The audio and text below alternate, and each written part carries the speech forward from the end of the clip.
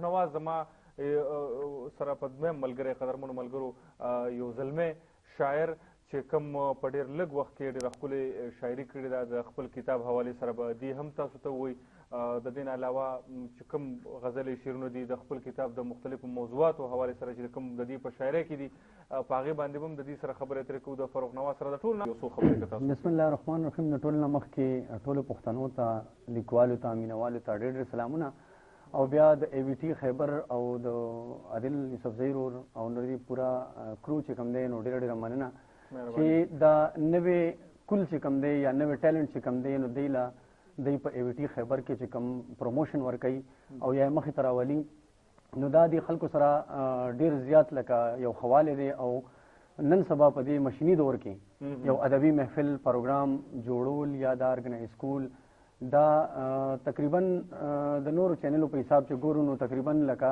ختم شوي غونډه کې خبره ده. خو ای وی ټي خیبر والا یو نوی انداز ورکو او خاص طور باندې دا نوی لیکوال چې کوم دي د یې راوستل او د مخکې پروموټ کوي نو دا زموږ د پښتونخوا دپاره بلکې د ټول دنیا دپاره چې کوم ځای کې پښتانه اوسي د هغوی دپاره دا یو ښکلې یو د زیري کار کوي. بله زموږ روډ د جدت خبره وکړه نو زه به دا ووایم چې جدت واقعي چې دا په کار هم دی دا د وخت ضرورت هم دی او که زه خپله خبره وکړم نو زما په 2008 کې اولنۍ مجموعه د اردو شاعرۍ چاپ شوه. ستاسو که زه خپله خبره وکړم نو زما په 2008 کې اولنۍ مجموعه د اردو شاعرۍ چاپ شوه. ستاسو زما او اداس چهره او اداس آنکھیں په نوم باندې هغه مارکیټ ته راله. واقعي چې دا په کار هم دی دا د وخت ضرورت هم دی او که زه خپله خبره وکړم نو زما په 2008 کې اولنۍ مجموعه د اردو شاعرۍ چاپ شوه. ستاسو زما او اداس چهره او اداس آنکھیں په نوم باندې هغه مارکیټ ته راله. گو چې زمونږ په دې ایریا کې خلکو هغه تسلیم کړه ډېرو نه ځکه چې موږ د یو خبرې دغه یو چې مورنۍ ژبه پرېښوده او بلې ژبې ته لاړ. گو چې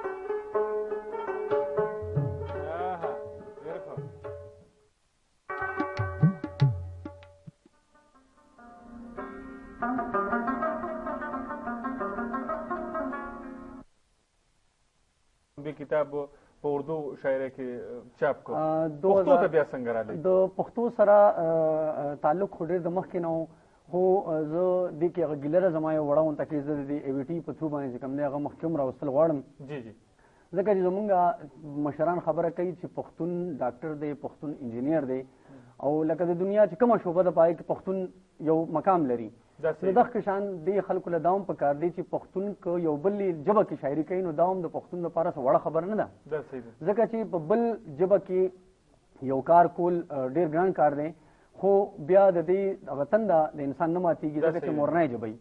نو هغې په وجه باندې زما د پښتو د شاعرۍ سفر شروع شو په 2002 کې او ورو ورو دا خبره تر دې پورې راغله چې یو کتاب د ستړي ارمانونو په نوم باندې شایع شو او انشاءالله د دې میاشتې په آخره کې را روان دی.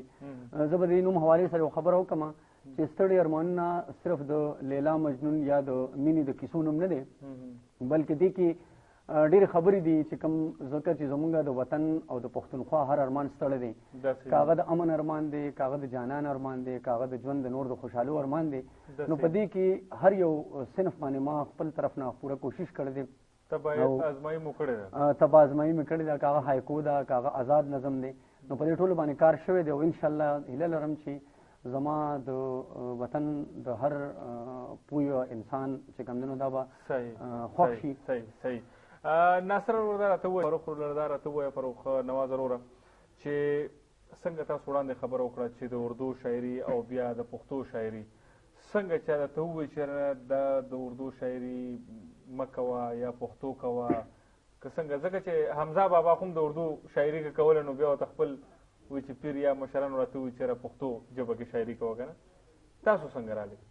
عادل ورور خبره صرف دومره ده چې بعضې کومه مورنۍ ژبه وي نو یو بنده خوب هم په هغې ژبه کې ویني دا صحیح دی. نو په هغه ژبه کې خپل هغه دننه احساسات او جذباتو له یو رنګ ورکول ډېر اساني او په بله ژبه کې ډېر ګران کار دی. دا صحیح دی. نو صرف د هغې تندې د ماتولو په ارمان باندې او د پښتو په شان ژبه چې زمونږ تاریخ د ډېرو کتابونو ثابت ده چې 15,000 کاله زمونږ تاریخ دی او دا دې ژبې له یو نوی ژوند ورکول، یو نوی سوچ، یو نوی فکر دې ژبه کې راوستل، د شاعرۍ کې یو میسج نورو خلکو ته راکول، ځکه چې زمونږ خلک غریب خلک دی، پسمانده خلک دی او دوی له څنګه چې ناصر کمال بالکل خبره او یو خبره بله کول غواړم چې لیکوال له مرسته پکار ده، ځکه چې شاعري کول یا نثر کول بیا هغې له منډې تړېوال بیا هغه کتاب شایع کول بیا هغه خلکو ته رسول او په دې دغه کې لیکوال تاسو نه هېڅ نه غواړي، صرف او صرف ډاډ غواړي،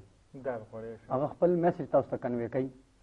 نو چې کوم سړی میسج تاسو ته کنوې کوي او تاسو د هغې نه ساه اخلي نو کم از کم هغه له د هغې ډاډ حوصله ورکول پکار دي، ځکه چې یو حوصلې سره هغه ډېر په مخکې تللی شي. دا صحیح دی. نو ستړي ارمانونه هم یو داسې ډالۍ ده. غزل لره ته واوروه. یو څو شعر به تاسو ته زه ووایم چې ناصر کمال نور هم لږ خوشحاله شي، وختي درته په سترګه ګوري. د ځوانانو دپاره او د نوي دغه دپاره دې کې ډېر څه دي چې زمونږ د ژوند ګلان شمړاوې تش ازغي پاتې شو، زمونږ د ژوند ګلان شمړاوې تش ازغي پاتې شو، ځواني مو هم تاله واله شوه ارماني پاتې شو، او زمونږ ښکلي ماشومان خاورې په سر ګرځي نن، زمونږ ښکلي ماشومان خاورې په سر ګرځي نن، قلم کتاب په ځای لاس کې سپېلني پاتې شو، او زمونږ حق خو مې فروخه دې غټانو وخوړ، زمونږ حق خو مې فروخه دې غټانو وخوړ، د دوی د لاسه مونږ دنیا کې دوزخي پاتې شو.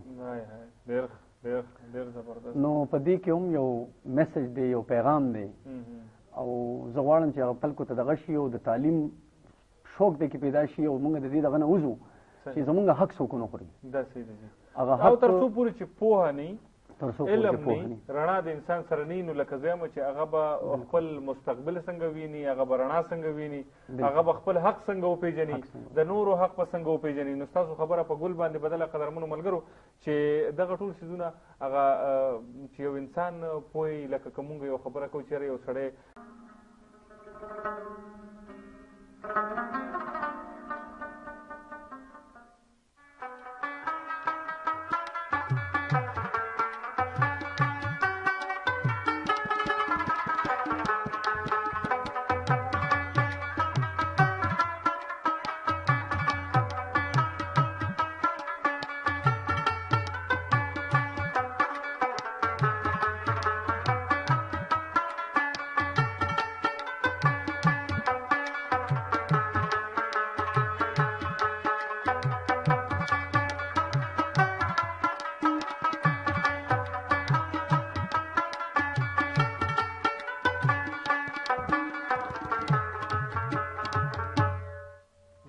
ملګرو د مینه پس یو وارې بیا هرکلی وختي مونږ خبره کوله چې هر انسان له د زړه رایه ورکول پکار دي. که نه هغې پسې ما ویل زمونږ د پښتنو وړې وړې کیسې لیکلي دي او ډېرې زیاتې لکه د هغې اهمیت شته دی او زمونږ په ژوند کې پکار ده چې هغه منشي احمد جان ډېر ښکلي ښکلي کتابونه لیکلي دي، په هغې کې یو دی هغه دغه او د کیسه خوانی ګپ تاسو به لوستي، هغه ډېر زیات مزیدار دی او پای کې وړې وړې کیسې دي چې هغه زمونږ په کار ډېرې زیاتې راتلی شي او زمونږ د ژوند سره ډېر زیات تړلي دي.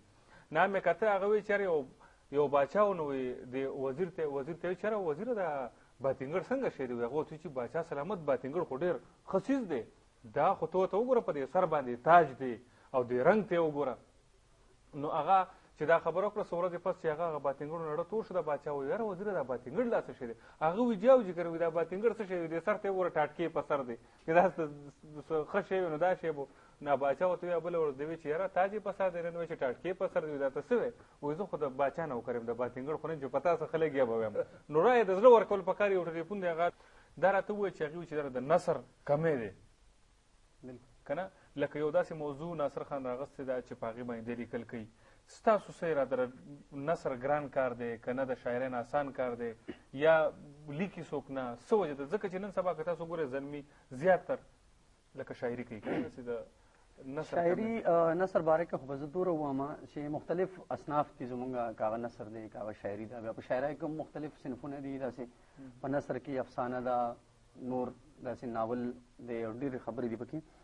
نو دا خو څه وجداني غونته کیفیت دی او د دې تعلق د انسان ذات سره یي چې کم څیز کې هغه ډېر زیات اساني محسوسوي. یو قدرتي امر ورته موږ ویلی شو او خدا ده چې بعضې شاعران چې هغوی نثر هم کولی شي او بعضې نثر نګارې چې هغوی شاعري هم کولی شي، خو نثر ډېر ګران کار دی. مطلب ستاسو دا چې شپیلې او ستوان نه کېږي. شپیلې او ستوان نه کېږي. نو نثر والا زما هم چې نثر والا دی ښه کار وکړي په نثر کې او شاعرۍ والا دی ښه کار وکړي په شاعرۍ کې. نه مطلب مې دا دی چې کم دی، لکه نثر ډېر زیات کم دی. په دې باندې واقعي چې دې باندې کار کول پکار دی او داسې خلک راتلل پکار دي چې هغوی نثر کې ښه کار وکړي، که هغه د افسانې په دغه دی یا که هغه د کیسې په دغه دی چې څنګه زموږ مخکې ډېر لیکوال راغلي دي. صحیح دی. هغه یو ټپه ډېره خلکو به وي او چې مسافري بده خواري ده او رب د ثواب د خپل وطن وکړه مینه. نو واقعي چې د مسافرۍ سختې څه سره برابر نه دي. نه یو ټپه ته هم ده که نه چې څوک پر ازاد عمل که نه شي، یا ډېر غریب شي یا د یار د غم مزینه که نه. نو ستاسو د دواړو کیفیت کیدای شي یو شانتي یا جدا جدا وي که نه. خو بهرحال دا دی چې مسافري ګران کار دی او په شعرونو کې ستاسو په څه شعرونو کې مسافري شته که نه؟ بلکل څه د مسافرۍ دغه پکې شته. زما یو نظم دی لکه ما خپله دوبۍ کې وخت تېر کړی دی، نو د هغوی هم ډېر زیات ارمان او یو خواهش دی انسان. نو هغوی کې ما یو نظم دی چې هغوی نوم دی دوبۍ او هغه زما ډېر امید دی انشاءالله چې هغه به د خلکو ډېر زیات خوښ شي. هغه یو اوږد نظم دی، په هغې کې هر یو انداز چې کم وخت راځي او کم دغه راځي، هغه یو 2 پاڼې نظم دی. هغه به انشاءالله ما د قدرمنو ملګرو څنګه چې تاسو ته معلومه ده چې زمونږ د پروګرام وخت یو پوټې کمي، ما د فاروق رور سره هم پوره خبرې ونه کړې، د ناصر کمال سره هم پوره خبرې اترې ونه شوې، نه پکې جاوید خپله تنده ماته کړه. خو بهرحال نثار خان وروره ډېره مهرباني ستاسو، جاوید خان ستا هم ډېره مهرباني، هر خوشحاله شي، او ناصر کمال وروره ستاسو هم ډېره مهرباني، او فاروق نواز وروره ستاسو هم ډېره مهرباني چې راغلی. زه خوشحاله شوم خو خفه په دې باندې شوم چې دا ژوند ډېر زیات زر تېرېږي، ځکه دې ګنټې ته تاسو وګورئ نو دغه شانتې دا ژوند هم تېر شي. خو بهرحال د ای وي ټي خیبر دغه یو وړوکې غونډه کې کوشش دی قدرمنو ملګرو چې تاسو ته مونږ خپل ماتې ګوډې چې کومې هلې ځلې ادبي حوالې سره زمونږ کېږي هغه تاسو ته مونږ وړاندې کوو. زما یقین دی چې دا به تاسو په ډېر څه باندې قبلوئ او ستاسو په ذهن کې هم که څه راځي نو مهرباني کوئ چې هغه زموږ سره شریکوئ. دا پروګرام هم ستاسو دی. خپل کوربه عادل یوسفزي له اجازت ورکوئ. روغ جوړ او خوشحاله اوسئ. تاسو پرېږدمه د جاوید سره او انشاءالله که خیري بلې هفتې سره به بیا حاضر یو.